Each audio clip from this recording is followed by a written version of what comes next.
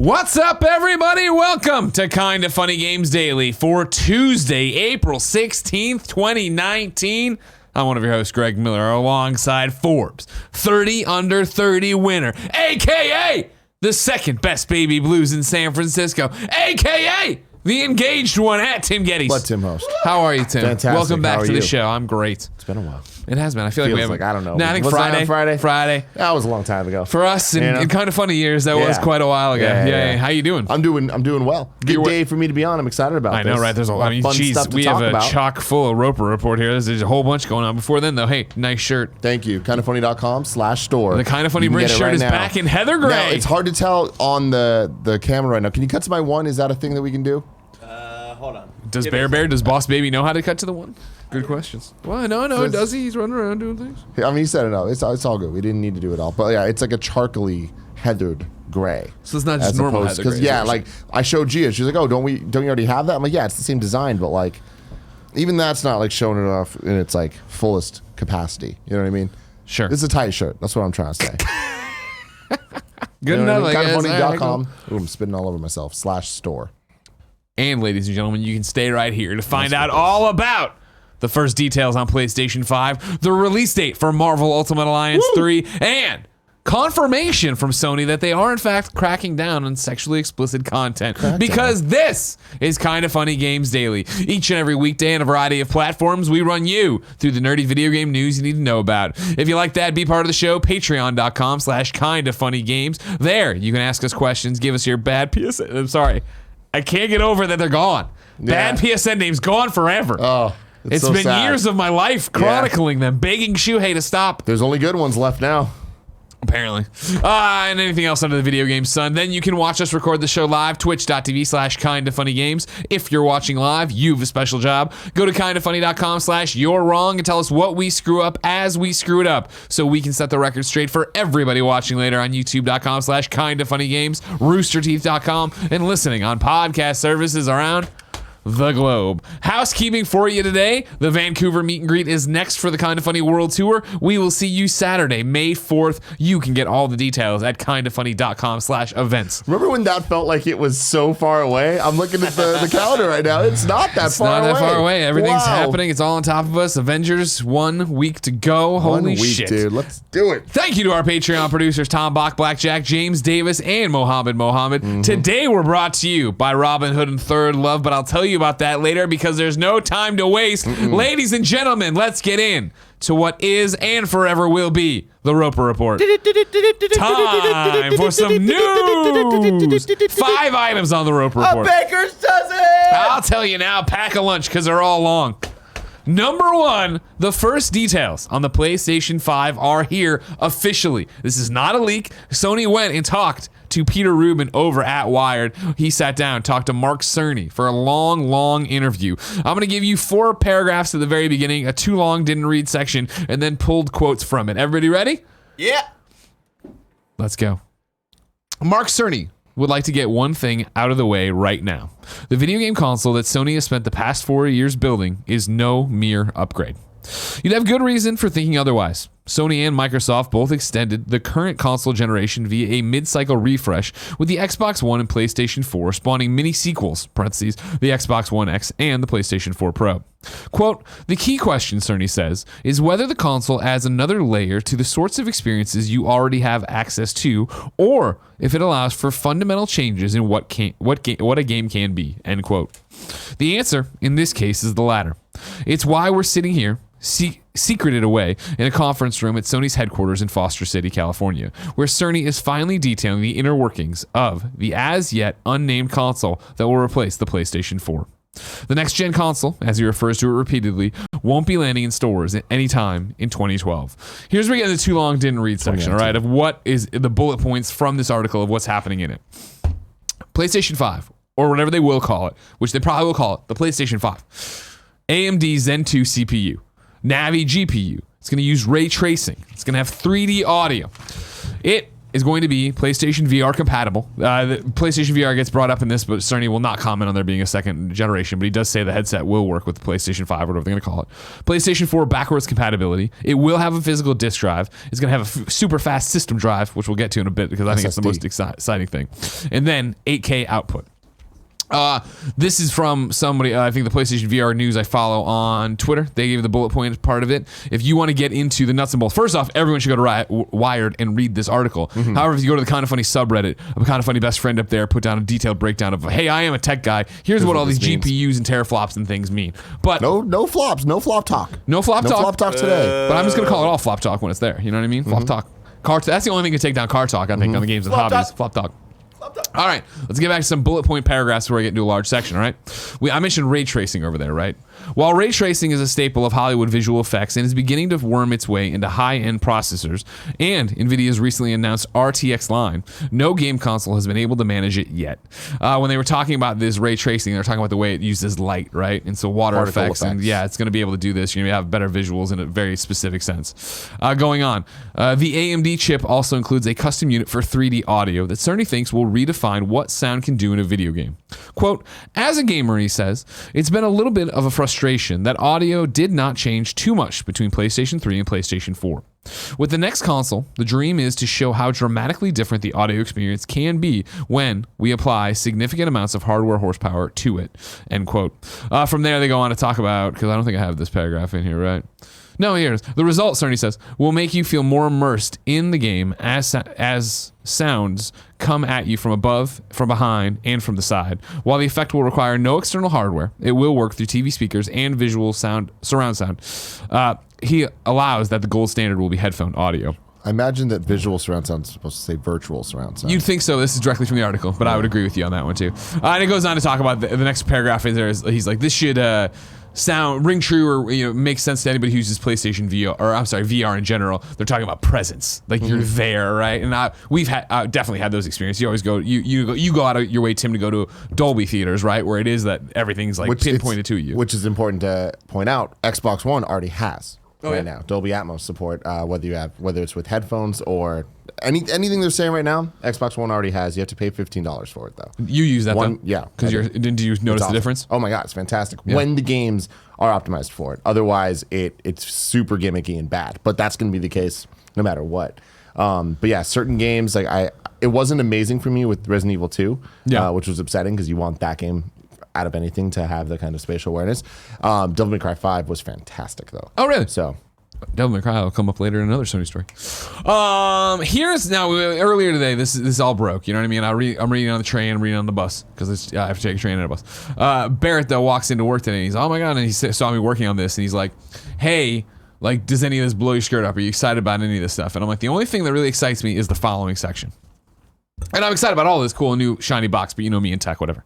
Here's where it gets really exciting if you ask me, though.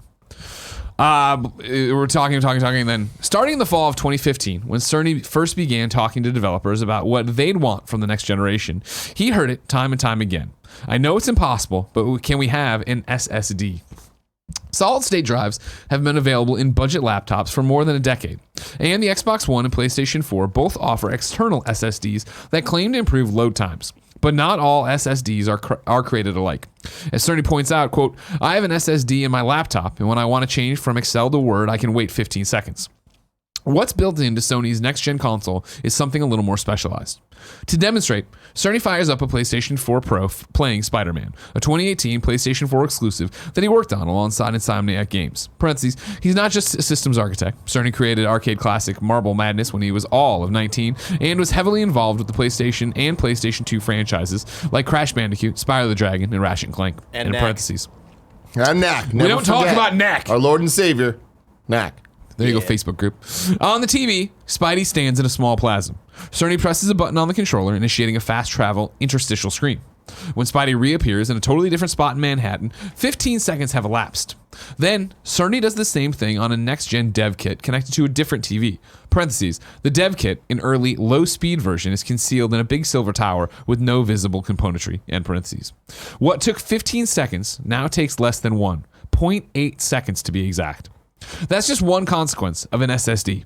There's also the speed with which a world can be rendered, and thus the speed with which a character can move through that world. Cerny runs a similar two-console demonstration, this time with the camera moving up one of Midtown's avenues.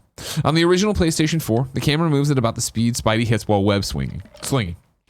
Quote, no matter how powered up you get as Spider-Man, you can never go any faster than this, Cerny says, because that's simply how fast we can get the data off the hard drive, end quote. On the next-gen console, the camera speeds uptown like it's mounted to a fighter jet. Periodically, Cerny pauses the action to prove that the surrounding environment remains perfectly crisp. Parentheses, while the next-gen console will support 8K graphics, TVs that deliver it are few and far between, so we're using a 4K TV, end parentheses. Very few and very far between, to the tune for of now. $10,000 to $20,000. And for now, I'm not sure. I don't know that 8K TVs are going to be anything that's not just like a high-end gimmick thing for like super rich people for potentially a decade. Yeah. Like we're just hitting that point where there's a saturation point, and until the cloud infrastructure and everything can support that level of data, and we figure out all these net neutrality and all that stuff, yeah. I don't see, I can't imagine us getting an 8K media for movies, and if movies don't have it, I don't think anything else will, right? Like I think UHD 4K Blu-rays are probably the end of the line for physical media. So I don't know about this 8K stuff. Okay. And again, Xbox One, if I remember correctly, already has this capability. I think it's only in beta form, but it's there. Okay. Xbox One X. Sure, of course. Yes, of course. Tim, Yes. like I said, a whole bunch more over on Wired. We've given you the bullet points. We've given the salient points for this discussion. What was your reaction reading it this morning? Interest more than anything, blown away that this is how they decided to get this information out there. Not saying it's a bad thing. Just it's a weird thing. It does feel kind of Me Too, like, hey, we're still here. And a lot of the things that they're saying sound kind of, they don't add up to me. Where it's just like, oh, this is more than just more powerful. This is going to fundamentally change the way you play games. Everything you're describing just sounds like it's more of what I'm used to. It doesn't sound like it's changing the way I play games, right? Sure. Talking about the loading, talking about... The key question is whether the console adds another layer of sorts to the experiences you already have access to, or if it allows for fundamental changes in what a game can be. And it's like, 3D audio to me is not a fundamental change. It is a fundamental change. It's a big change. But it's like not... That sentence is way more grandiose than what 3D audio is. 3D audio is like, oh, it's a very nice thing that makes games better, but it doesn't fundamentally change them. Gotcha. Right? I also think that it's weird that PlayStation, like, I found this out from PlayStation's Twitter, right? Like, they're promoting this as if this is the debut. The big news. There was an image they had that is a unique image that, like, of the PS logo, like all neon. Yeah, I've right? seen It's this like one. that was a unique. That's an asset from Wired, right? Yeah, right.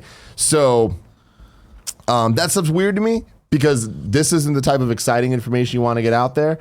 But they are talking about the cloud stuff. They are pretty much this is a statement. We're competing, right? And at the Let me end bring of in the day, the cloud stuff because I didn't bring that in. Okay. We mentioned, of course, they're going to do some kind of streaming. Blackjack actually brings it in his question. When Cerny was asked about the cloud/streaming game services, all he offered was, quote, we are cloud gaming pioneers and our vision should become clear as we head towards launch. With all the talk of Stadia and Xbox cloud gaming, do you think Sony actually has any plans to match those services, or were they caught off guard with how quickly cloud gaming became a reality? Will cloud/streaming game services be important enough to shift the next generation of gamers away from Sony? Are there any features that were or weren't mentioned that both of you think blah, blah, blah? We're getting off the topic there. I'm bringing more about clouding right now, I guess. I think cloud's going to be Cloud will be extremely important to Sony. It's yet to be known whether or not they're right there with Microsoft and Google. And truth be told, I don't think they ever can be based on their infrastructure. But good enough is good enough, and I think that they can have something that is good enough. And on top of that, they have their first-party games, and if you have the games, that's what matters. And Microsoft still hasn't proven that. Still. Sure. And I don't think they're anywhere close to proving that. So all PlayStation 5 needs to do is be more PlayStation 4. That's it. If it tries to do all these other things, it's unnecessary. It's like it just needs to succeed as a video game console for video gamers. Sure. Right? Yeah. And I think that a lot of this stuff is actually talking to them in a very roundabout way. Getting rid of load times, that is great. Like that is a functional thing for people that play games on a daily basis. That would be so nice to have. Sure. What does this mean for the cost? Are we getting $599 again? We have so many things we keep touching on, right? Before we jump all the way to cost and where we're really breaking this down, Reality Smith writes in to patreon.com/kindoffunnygames, just like you can, to be part of the conversation, and says, Greg, Tim, PlayStation 5 details have been revealed, ... in a random Wired interview with Mark Cerny? I have so many questions, 8K, why? But most of all, doesn't it seem a bit strange PlayStation would reveal this information in an exclusive interview? What's the marketing plan here? After canceling their E3 presence, skipping PSX, starting their state of play videos, they reveal PlayStation 5 details for the first time like this? Am I crazy, or does this seem a bit strange? Is there any precedent for this? I can't remember how the PlayStation 3/PlayStation 4 details were announced, but I definitely feel like there was more fanfare. Would love to hear your thoughts, and thanks for what you're doing, Reality Smith. Surprisingly, this is most similar to the Xbox One X's reveal, where they partnered with Eurogamer. Remember that? And like went through all the stats and stuff. I actually think that this seems underwhelming and not hype and bizarre. But when you think about it, it makes a lot of sense, because the one thing we didn't give a shit about at the PlayStation 4 reveal event was Mark Cerny standing on stage and talking about all this stuff. Right? It was all very important. It was all very needed, but that was the thing, that it was a very this is very much a conversation happening to the developer, and that's great. But I don't know if that needs to be promoted to the consumer, right? Exactly. So I think that this might actually be the right way to get this information out there. It's just like, hey, don't worry, this exists. Yeah, it's happening. Yeah. Well, this, if I can jump in real quick, sorry. This is the thing we've talked about over and over and over again here, right? Is that Microsoft continues to run away with the conversation of what next gen is, because they're talking about it. PlayStation's letting it all happen in a vacuum for them. And so, yeah, to Reality Smith's point, and your point, Tim, I think this is the best way to do this. Because if you had Mark Cerny show up at State of Play and for 10 minutes or explain this with a slideshow, everyone would just be like, what does the fucking box look like? Well, how much is it going to cost? Where's the game? Like, this isn't something that plays well at an E3 conference, or plays, especially if you have nothing else afterwards. If this is, hey, we're going to talk about PlayStation 5 real quick. All right, see you guys later. And walks off stage like, wait, what? That sucks. Why are you doing that to me? This is, I'm using air quotes if you're not a listener, boring information that, like, again, most of this, I'm like, mumbo jumbo. It's going to work real great. You can go over to Borzen's post on the Kind of Funny forum, or Reddit, on the subreddit right now if you want, and read all about like what this means as a techie tech person. But as me, I was like, games are going to look better, run better, no load times, instant fast travel. That all sounds awesome, but that's a shitty presentation. I'll believe it when I see it. And on top of that, I mean, it sounds like this Wired gentleman did see it, but you know, SSDs are not cheap. However, they are finally, for the first time, affordable. Like you can get 1 terabyte solid state drives in the M2 variety, which are like the fast ones, like the fastest ones. Yeah. For $150 for a terabyte, which, you know, you can put that in a machine, but that machine's going to cost a lot of money then. But like, you can do that. It's not like it's $1,000, right? Sure. It's not prohibitive, but it's also costly. So I don't know what that's going to look like, because you can't hold too many games on that, especially if they're if you're constantly downloading new ones, and if it's doing all the stuff it's talking about, playing the game, but then like running the game, but then also loading the next parts of the game. That's going to be really taxing on the drive. Yeah. You know, is it going to need multiple drives? That's, again, more costly. Willie Diaz writes in, Tim, touching on your point here. How much do you see the PlayStation 5 going for at launch? For the features Cerny laid out in the article, I can't see it being less than $499. Hopefully, it won't be so much money, but maybe Sony will do a great job illustrating why the new console would, presumably, cost more than the PlayStation 4 did in 2013. This is the other thing that's going around right now in Reset Era. There's a poll up if you think it's going to be $399, $499, or you have no idea. Some other people were breaking it down. I saw on Twitter that is like, if this was a PC and you're putting all these things in there, you're looking at $900 to $1,000. Like, obviously, we're talking about tech right now, not buying in mass quantities, not manufacturing on a scale that will be in a year and a half before these are actually out there. Tim, what are you projecting for day one launch cost? The Xbox One X launched at $499. You can now get it for $399, right? Uh-huh. I don't know. It's one of those two numbers. It's not 600. No. It's just, you just can't do that. And that's the thing, is like, I feel like my money's on 4. Yeah, $499. My money's on 4, man. PlayStation can't fuck this up. They know that. Wait, you mean $399 or do you mean $499? I'm saying $399. I really feel like they have to be aggressive about this and get in there at a good level, because I don't know, like, we're in a just different ballpark now when it comes to the next gen consoles and what they mean with cloud services and stuff. Like, it's not about Potentially, and we're talking about a lot of theoretical Dude, things fuck it. here. We're out here in theoretical land. Fuck it. But it's like it's not about selling a console that people are going to buy physical games for. It's that and cloud gaming. You need people to be able to just have the thing to be able to pay for the service, right? The inevitable service that Sony's going to have. There has to be an entry price on that, unless there's two PlayStations as well. Unless they figure out a way that PS4 can also use the service. A quick question I have for your notes is the PS4 backwards compatibility. Did they mention that, or is that Cerny said it'll be backwards compatibility with PlayStation 4. Okay, I missed that. I didn't see that at all. Because the only thing is they were playing Spider-Man, but he's point blank. He says it'll be backwards compatible with PlayStation 4. That's the biggest news here. I think that's bigger than the loading stuff. That's bigger than the 8K. I mean, it's what we predicted and we've been talking about, right? And again, if you're just joining us, the idea here being, of course, is that PlayStation 4 was the mea culpa. Hey, cell processor on PS3 was a bad decision. Let's run these things like PC. So that from here on out, anything made for a PlayStation 4 should, theoretically, knock on wood, be able to run a PlayStation 5, 6, 7, 8. Whereas so many people were like, I saw this responding to the article being like, well, what about PlayStation 3? What about PS2? And it's like, no, that's not how the innards of this machine are going to work. Yeah. They're going to work to run PlayStation 4 games because this is going to be a beefier PlayStation 4, which all these are just different models of a PC on a box that runs under your TV. Yeah. I don't know. It's interesting. It's hard to get excited about some of this stuff because it's presented as new, cool tech and information, and it's not. Yeah. And some of it is just flashy, putting your dick on the table, like 8K output. That's not going to be a thing. So what's the point of even you said putting something it out interesting in there that I'd like to come back and touch to, and this is gonna sound goofy and stick with me, right? I know that I say on this show all the time I'm an Xbox fanboy, right? I want them to do well. I really do think they're poised in a very, very interesting space for next generation. You were used, good enough on this PlayStation thing, right? Of when you were talking about your certain things. Do you see if PlayStation's only option is a $4.99 box again, but it is 8K visuals and it is instant loading and it is all this other stuff, but Microsoft's able to come out and say, hey, that sounds great. As you said, Tim, we have 3D audio. We've had that forever. The other 8K visuals, we have that if you really want that and do all this stuff. We're instead doubling down on this. You're wrong me about the 8K thing if I got that wrong, by the way. I'm pretty sure that it does have the capability in some way. I'm looking through so nobody's done it right.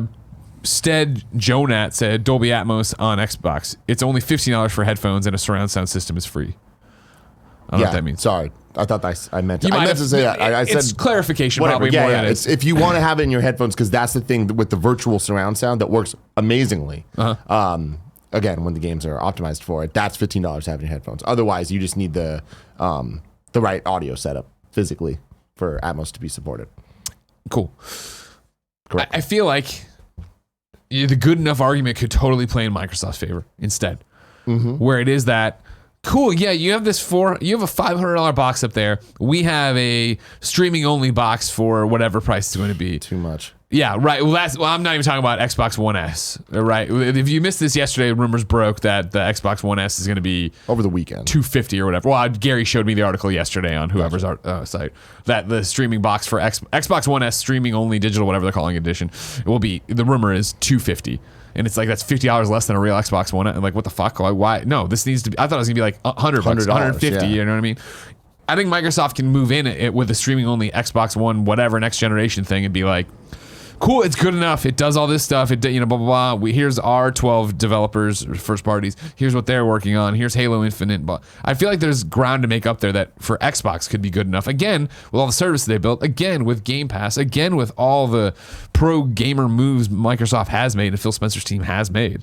I really do feel like this isn't setting up to be like $599 US like it was with PlayStation 3, but is setting up in a way that it seems like PlayStation's marching with traditional, no, now our Xbox is beefier and you're going to pay more for it, but you're going to like it because you've already enjoyed it. Where Xbox is like, hey, the Xbox One S all digital version, which by the time we get to Xbox 4, whatever you want to call the next Xbox, when we get there, it's going to be, hey, the Xbox One S digital version is $150, is $200, is... You know what I mean? Like the prices have come down and we have an entry point for you if you want good enough and you don't mind a load time. My devil's advocate to that point, because I agree with you for the most part there. I just think that that's never been Sony's MO. And let's look back to the PS4 Pro versus the Xbox One X, right? Yeah. It wasn't PlayStation's move to be like, we're going to have all the flops and we're going to have this thing be super fucking pricey. And like, we're trying to be that high end thing. I still don't think that that's going to be their place. I don't think PlayStation is going to try to come in and be like, we have the best, strongest system. I think that Xbox will always try to have that. Okay. Right? I think that that's still going to be their place, even if they have something lower. And then on the other side, I think that, and that's why I think that I can see them squeezing into that $400 price point as opposed to the 500. Although 500 totally realistic, and there is a high likelihood, right? It's probably 50-50 for me. But the bigger thing is a lot of the things that Xbox has on them that they've been planning for, more so that they've been talking about, I think is a snap of the fingers of Sony to just figure out. Right? Okay. And it's not like there hasn't been long enough of us knowing what Xbox is planning that Sony can't react to that in whatever way. Pivot. Now, exactly. Or just double down on what they were doing that they just weren't talking about, which I think is the most likely thing. Games Pass happened. It's happening. It's going to continue to happen. If Sony's not figuring that out, if they haven't already figured it out, I don't know anything about video games then. Like, that's something that they must be doing. And I think that we've seen it with their little changes with PlayStation Now, being able to download the games to the consoles. That just came and went, right? Yeah. But They didn't make a big bullet point out of it. They had to do it. And again, they're working on stuff. To the articles pointing to Cerny's quote, right? We are cloud gaming pioneers and our vision should become clear as we head towards launch. They have a lot of time. They have a lot of runway in front of them. And it is that, they bought Gaikai and they have improved PlayStation Now and they've done all these things that really they just need to turn the corner with PlayStation Now and beat the drum like Xbox beats it for Game Pass and then start picking up, you assume, exclusive deals with third parties that, your game is day and date digital PlayStation. I mean, that'd be nice and cool and all, but guess what? God of War, Spider-Man, Last of Us, Horizon. Just put them on Detroit. It's on, PlayStation Game Pass. Yeah. That's all they have to do. It's like Disney Plus, right? Sure. It's like, cool, Netflix has been killing it. If Disney Plus comes in, it's like all of a sudden people are way more excited for The Mandalorian than they are for, to All the Boys I Loved Before. Sorry, Joey. Oh! Damn. Bada bing! Bada You asked for some clarification on this 8K stuff. I'm reading it as we go. Cry Scott says, Tim, you're right about 8K. Quote, that GPU is capable of ray tracing, a high-performance graphical technique with some incredible results. As you'd expect, the console will also support 8K displays. But is that about PlayStation or Xbox? Kebab says Xbox One X is the first console to support HDMI 2.1, which allows for 8K. Yeah. But from what I can tell, no game service has taken advantage of it yet. Exactly. So that's what I'm saying. It's like, look, we're already these buzzwords, ray tracing and the 8K output. It's like they're already there. That's already a thing that tech has. And the graphic cards and CPUs, it's like, okay, they're better than Xbox One, but that's because Xbox One came out 2 years ago now, or that feels right. Yeah, you know how I am. Year and a half, whatever it is. Like duh, the next year's system is going to be better than last year's system, right? But again, it is very exciting. I like the idea that there's still a physical disk drive. Backwards well, you knew that was going to happen. Yeah, absolutely. Like, I feel I thought that's crazy if somebody thought it wasn't. I think it's interesting that this makes it seem like, not interesting, I guess, because hold on. Ignacio Rojas had written in, it was going to be the first question, but we got away from it. Do all these announcements come as a surprise to you? That it's not just a half-step upgrade, backwards compatibility confirmed, SSD, or not all digital? Or does this make you more or less excited for the future?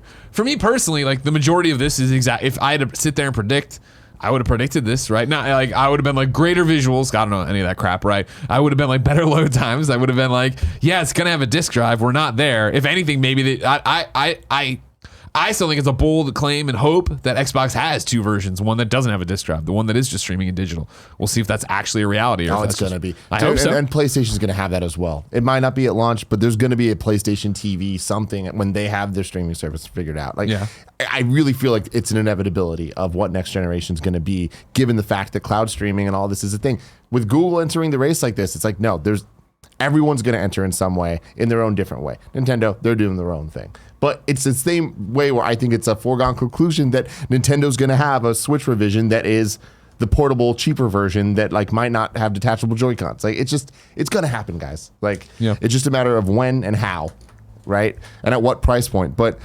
this stuff here, it's like, it simultaneously makes me really excited and like whatever. I'm just as excited as I always was because it's like this is what I needed to hear. At the very least, it's exciting because we're talking about next generation and PlayStation 5, and now it's what is it going to look like? What is it going to be called? All these different things. What is it going to be like when they go toe to toe with Microsoft? The irony though is that this stuff makes me more excited because I'm like, that's all I need from a PlayStation 5 is just give me an Xbox One X beefed up that lets me play God of War 2.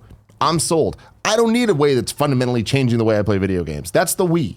You know, that's Kinect. Wii was cool, man. That's all this shit. I'm like, that's not what I'm looking for. It's like, I'm looking for the PlayStation 5, something that I've now for 5 generations known to mean something, right? Sure.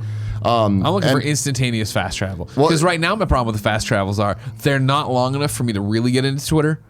You know what I mean? Like they're long enough for me to get the phone and open it up and go to Twitter, and then I'm like, fuck, I'm there. Why did I even open my phone? But I'm not there. Then otherwise, they just stand there looking like a moron staring at the screen. Got to talk to my wife, talk to Patilla. God forbid. What you're saying about like what you expect from next generation, I agree with everything you said, except for the load times. I don't think there's ever been a generation that I'm like, oh man, load times are going to be better because as games get bigger, load times get bigger, and like we've seen that, right? Pish posh.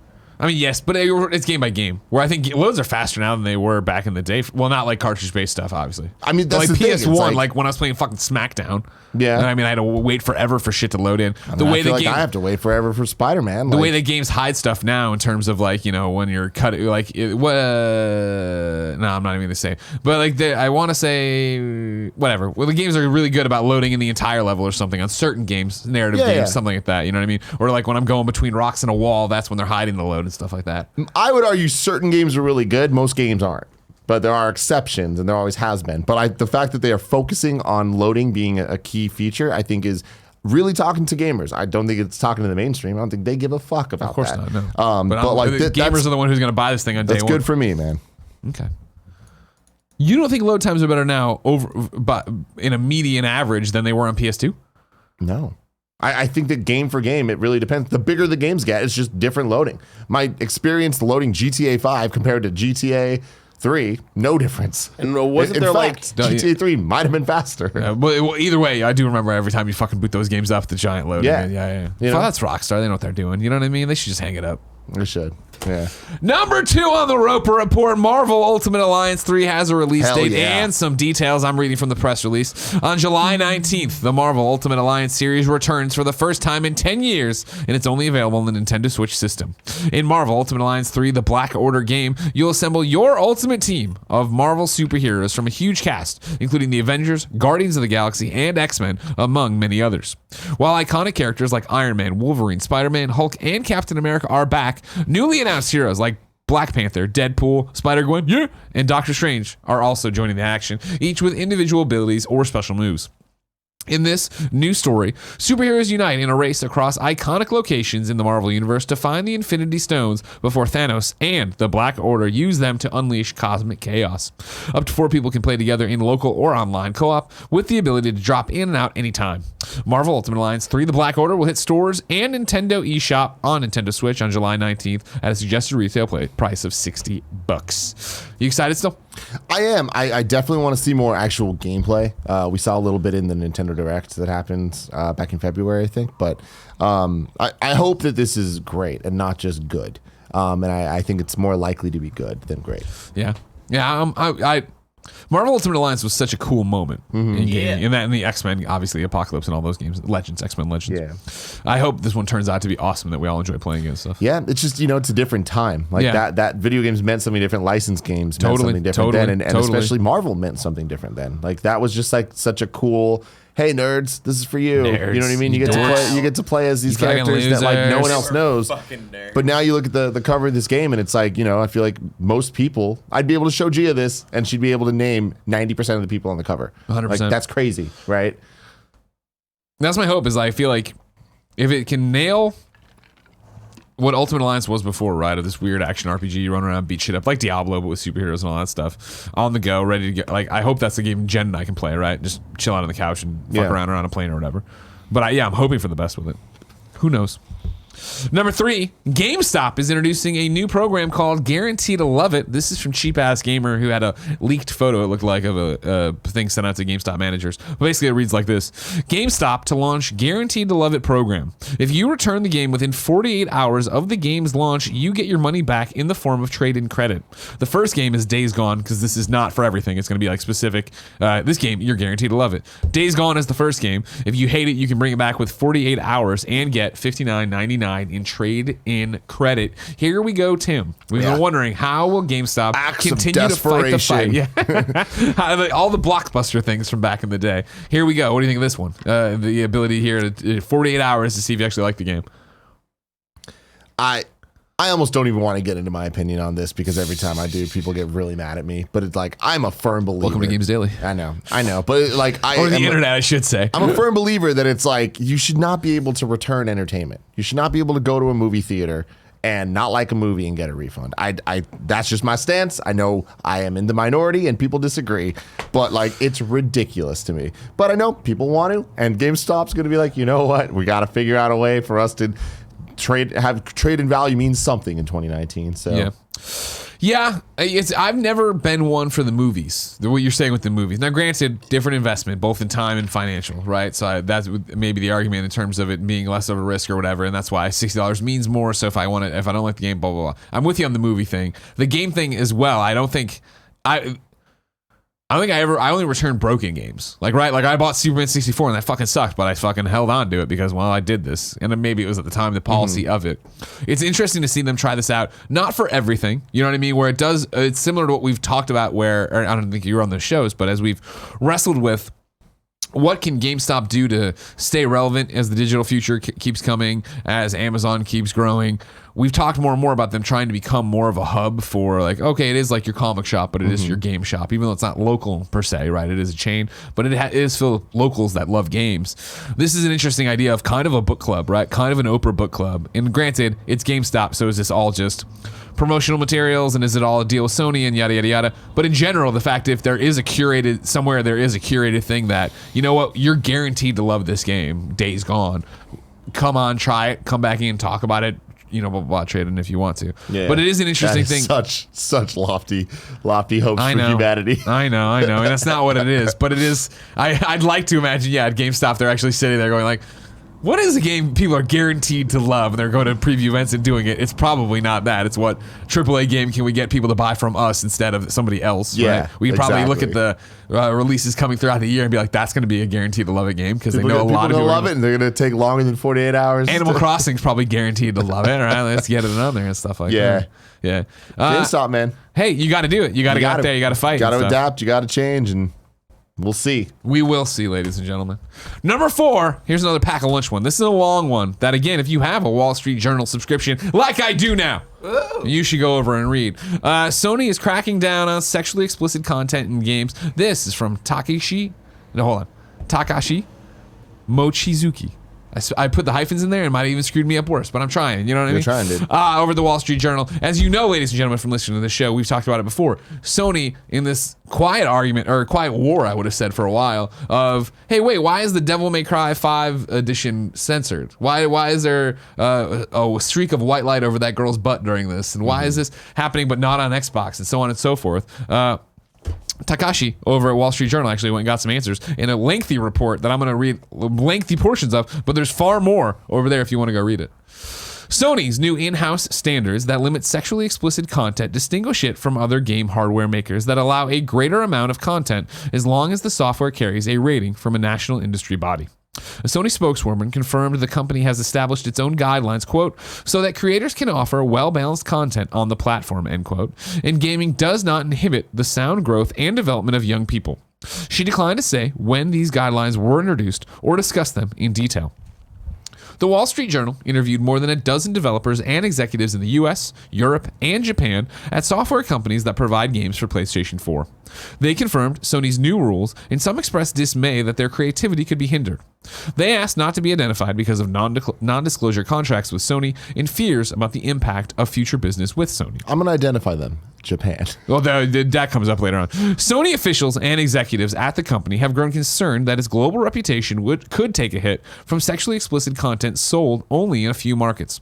One of their biggest concerns is software sold in the company's home market of Japan, which traditionally has had more tolerance for near nudity and images of young women who might appear underage.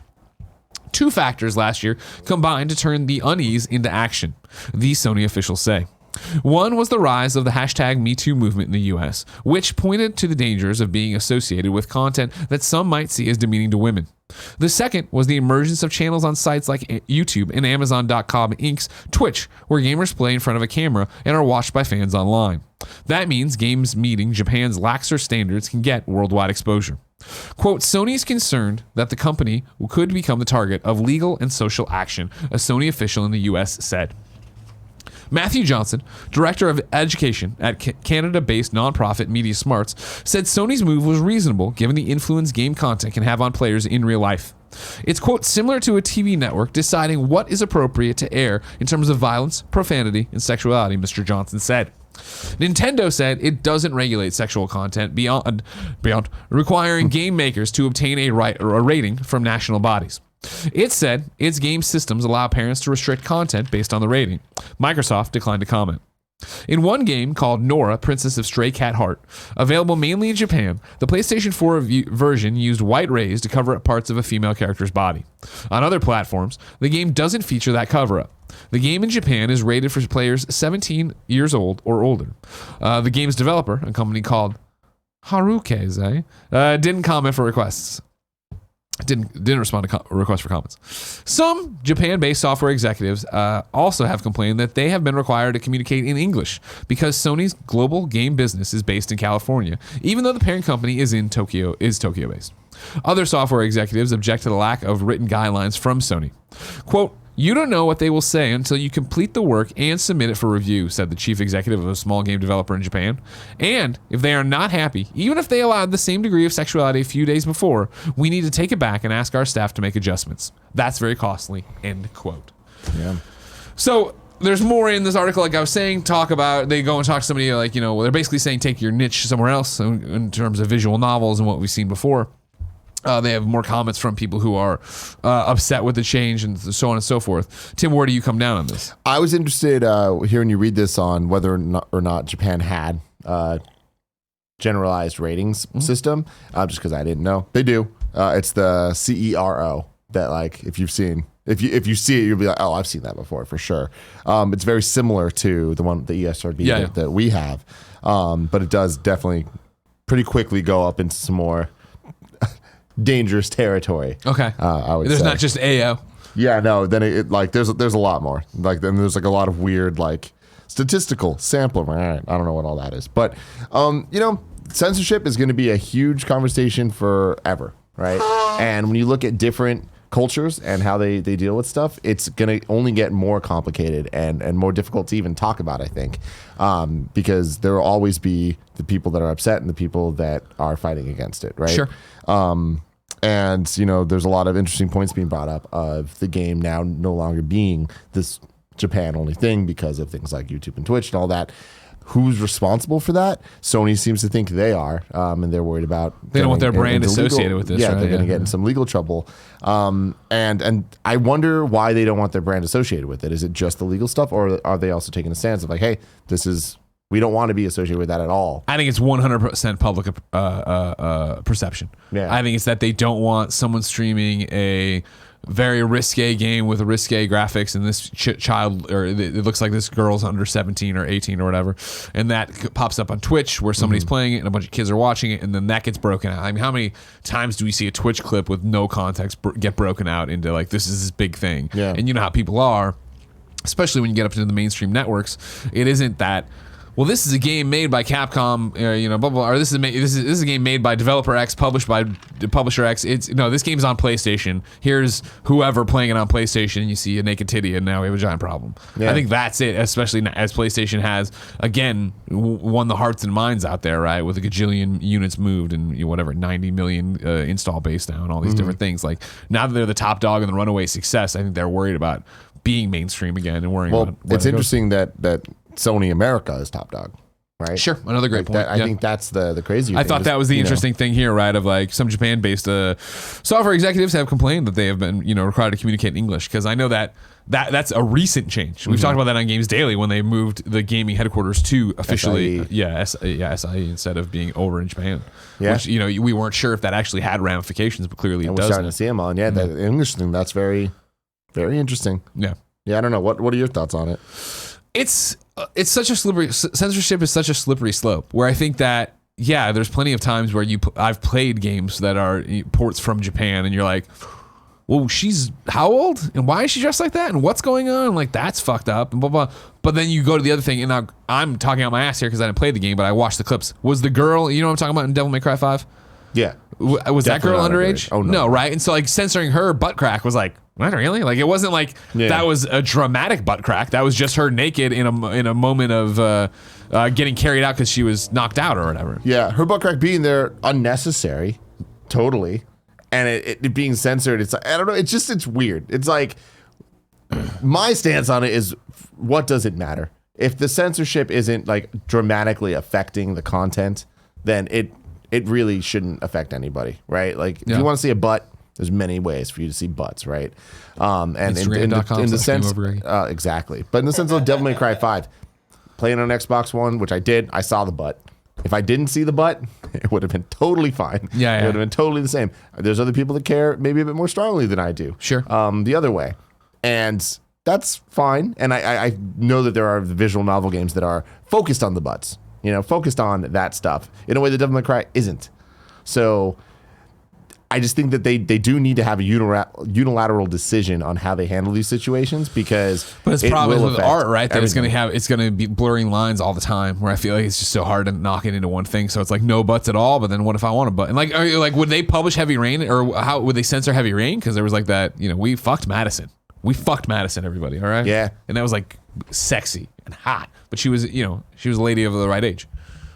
Like, would they publish that anymore, or is that too far? Where is Sony lines? And not to mention that, again, it's Sony's line.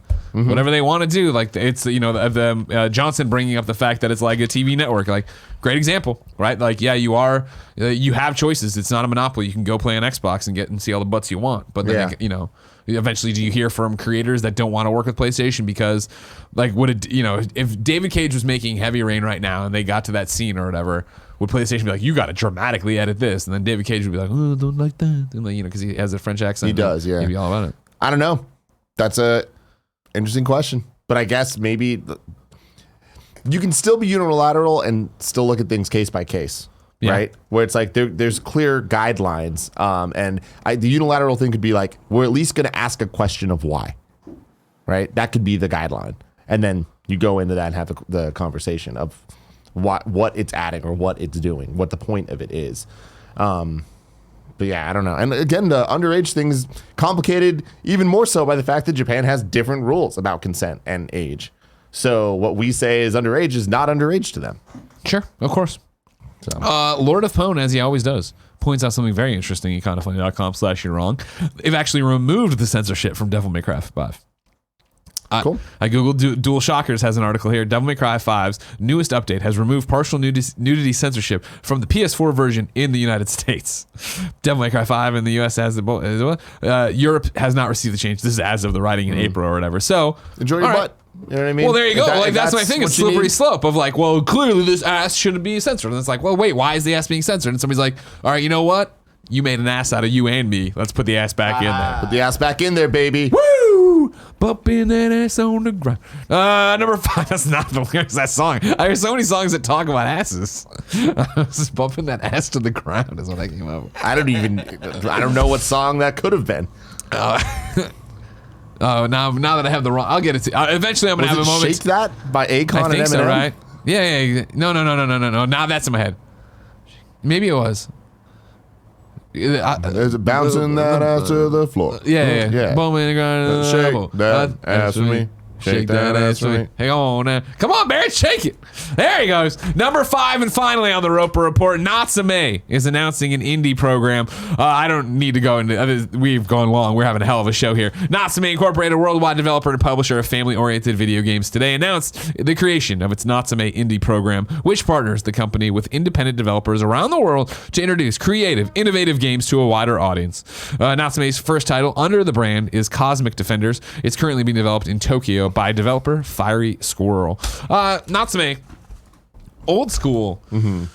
No, I guess that's not right. They've been around forever. And they're local to us, obviously Burlingame. They've been around forever. And they throw a baller Christmas party every year that I've only gone to once, my first year at IGN. It's the one where, if you ever heard the story how I made an ass out of myself meeting Dan Chu, that was the time. But Natsume have been around forever. It's interesting to see as we talk about not only GameStop evolving, video games evolving, I would say a very traditional Japanese video game developer evolving, right? Where it is like, all right, cool, let's get into this indie scene. Let's help, bring up smaller games as we continue to work on Harvest Moon people. Exactly, and real fishing and all that jazz. So hey, it's just a cool thing they're doing there. Tim? Yes. I'm excited to see what's going on with the Cosmic Defenders. There's going to be more leading up to E3 apparently. Very exciting, but that's still so far away. Cosmic Defenders. Yeah, that's the game we're talking about from. Got it. Oh, okay. Yeah. If I want to know more immediate information, like say what came to the Mama Grop shops, where would I go? The official list of upcoming software across each and every platform is listed by the Kind of Funny Games Daily Show host each and every weekday. Yeah, you and Nick are wearing the same shirt. Hell yeah, we are, dude. Kindoffunny.com/. I'm wearing my old one that's faded so much it looks like That looks like it. There you go. Before we get into that, I'm going to give you the sponsors. Today we're brought to you by Robinhood. Robinhood is an investing app that lets you buy and sell stocks, ETFs, options, and cryptos all commission-free. While other brokerages charge up to $10 for every trade, Robinhood doesn't charge any commission fees, so you can trade stocks and keep all your profits. Plus, there is no account minimum deposit needed to get started, so you can start investing at any level. The simple, intuitive design of Robinhood makes investing easy for newcomers and experts alike. View easy-to-understand charts and market data and place a trade in just 4 taps on your smartphone. You can also view stock collections, such as 100 most popular. With Robinhood, you can learn how to invest in the market as you build your portfolio. Discover new stocks, track your favorite companies, and get a custom notification for price movements so you never miss the right moment to invest. Robinhood is giving listeners of Kind of Funny Games Daily a free stock like Apple, Ford, or Sprint to help build your portfolio. Sign up at games.robinhood.com. That's games.robinhood.com. Next sponsor, Thirdlove. If you have breasts, you're going to need a bra. That's where our sponsor, Thirdlove, comes in. Thirdlove uses data points generated by millions of women who have taken their Fit Finder quiz to design bras with breast size and shape in mind for the perfect fit and premium feel. More sizes than any other brands, Thirdlove offers more than 70 sizes, including their signature half-cup sizes. You can skip the trip too. Find your fit with Thirdlove's online Fit Finder. Order and try it out at home. No more awkward fitting room experiences. The Fit Finder quiz I keep talking about, you just answer a few simple questions, and you find the perfect fit in 60 seconds. It's got 100% satisfaction fit guarantee as well. Every customer has 60 days to wear it, wash it, and put it to the test. And if you don't love it, return it, and Thirdlove will wash it and donate it to a woman in need. Joey loves it. Joey loves it. Jen loves it. G loves it. Everybody's using these bras. I'm jealous. Maybe I should start wearing one. Fit stylists are available every day to help via text, chat, or phone. And there's a billion bras you get on there and get. They got straps that won't slip and labels that won't itch because there's no labels. They're tagless. Thirdlove knows there's a perfect bra for everyone. So right now they're offering my listeners 15% off your first order. Go to thirdlove.com/games now to find your perfect fitting bra. You can get 15% off your first purchase. That's thirdlove.com/games for 15% off today. Out today, the Excellent Adventure has returned to Ark along with giant bunnies. Whoa. So if you're an Ark player, go over there. It's the 4th time that's happened. Congratulations. Easter's come to Ark. World War Z is on PlayStation 4, Xbox One, and PC. I like that one a lot at preview event at GDC when I played it on PC. Excited to play it on PlayStation 4 today and see if they screwed up the console version. I hope they didn't because I liked what I played. Eternity, The Last Unicorn is on Xbox One. Ghost Giant is on PlayStation 4. Heaven's Vault is on PlayStation 4, PC, and Mac. Path to Memorization is on PlayStation 4. My Time at Portia is on PlayStation 4, Xbox One, and Switch. NO 1800 is on PC. Table of Tales, The Crooked Crown is on PlayStation 4. Dark Quest 2 is on PlayStation 4. Final Fantasy 10/10-2 HD, Xbox One, and Switch. Hell yeah. Have you played those? Not yet. Tanks Meets Zombies is on Switch as well. I know what you mean. Consoles. Did you say My Time at Porty? Portia. Oh. It did sound like 40 though. And also, I just got a press release. Captain Toad Treasure Tracker Special Edition DLC is out now. I'm the best. New dates for you. Fell Seal Arbiter's Mark launches on April 30th on PC, PS4, and Xbox One. I already did that one. Technosphere Reload is coming to Steam on May 15th. 2 Point Hospital's Superbug Initiative launches April 30th. Glamour Spell, the 5th Pendula Swing episode, hits Steam May 16th. Then Capcom is getting its own home arcade little system that is the Capcom logo. Have you seen this thing? Yeah. Capcom logo is the like console, and then it's got 2 joysticks into it and the buttons on it. It's October 25th in the UK for €229.99. North America later, no price yet. 229? Yeah. Throwdown in Street Fighter 2, take to the skies in Pro Gear, and slice through alien hives in first official release of Alien vs. Predator. It's got Sanwa parts in 16 games. You can find out more at CapcomHomeArcade.com. Here's the thing. This thing is super awesome, super cool looking. That price is ridiculous. I kind of get it, but also don't get it at all. This lineup, fine, but like not what I think people would be expecting from a Capcom NES classic. Okay. You know? So, I mean, I know nothing about the arcade things. The fact that it's got the Sanwa parts, is that the reasoning maybe? probably. Is that like, that's like really cool arcade parts? Yeah, I mean, this looks awesome. It looks awesome. But it's definitely one of those things where I'm like, all right, well, due to licensing, you don't have any of the Versus games, so that's an issue. Gotcha. And then I think we might have said this before, but I wanted to make sure we had it again. Xbox E3 2019's briefing will be Sunday, June 9th at 1 p.m. Pacific time. Tim? Mm-hmm. It's time to squad up. This is where one of you writes in to patreon.com/kindoffunnygames. You give me your name, username, platform of choice, and why you need help in a video game. I read it here. The best friends come and find you. Everybody plays games together. Today, Anthony needs help on Apex Legends on PlayStation 4. His username is Anthony12307. Why does he need help? Just want to get some wins with some KFBFs. I love playing Apex, and Andy's streams inspire me to be better. Well, there. Go play Apex Legends with Anthony on PlayStation 4. Hit him up with the PSN name, Anthony12307. Of course, ladies and gentlemen, you can watch us record the show live on twitch.tv/kindoffunnygames. If you're watching live, you have a special job. We ask you to go to kindoffunny.com/you'rewrong and tell us what we screw up as we screw it up, so we can set the record straight for everybody watching later on youtube.com/kindoffunnygames and listening on podcast services around the globe. Lord of Pwn simplifies the Sero rating, saying they have 5 age classifications. A is for all ages, B is for 12 and over, C is for 15 and over, D is for 17 and over, Z is for 18 and over. Bumping and grinding and I think I'm losing control. That's it. We're done. Yay, we did pretty good. Yeah, well, we cracked it as we went. We asked the questions as we went. Thank you, ladies and gentlemen. Remember, this is Kind of Funny Games Daily. Each and every weekday on a variety of platforms, we run you through the nerdy video game news you need to know about. If you like that, consider going to patreon.com/kindoffunnygames and kicking us a few bucks. Of course, like us on YouTube, like us on Rooster Teeth. Download our podcast wherever podcasts are found. Here's the lineup for the rest of the week. Tomorrow, Fran and Tim. I assume you want Fran to build it. Oh, that'd be awesome. Thursday is actually going to be Fran and Andrea. I'm listening to Kevin Coelho's Sage-like advice, and since I'm landing at like 8 a.m. from LA, probably shouldn't run in and do games daily and then 2 other shows in the afternoon. So it'll be Fran and Andrea. And then Friday, Greg and Tim. We're back. Woo! Until next time, ladies and gentlemen, it's been our pleasure to serve you.